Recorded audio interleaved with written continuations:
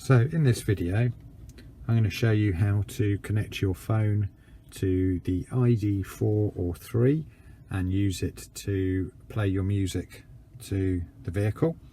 So first thing you'll need to do is go through to settings and through to mobile devices, and then it's going to make the vehicle available to find on Bluetooth. So on your phone, connect,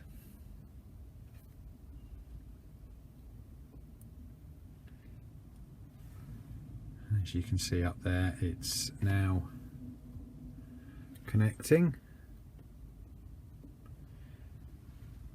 If it's your vehicle, you can allow it to have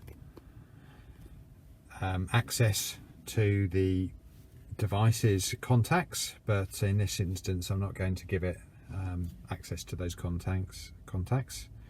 I'm going to cancel the Android Auto because this video is just for using it to play music. So now that it is paired with the car, I should be able to go onto Spotify and Round in amazement. Like us. There we go. It's now playing through the car from the phone.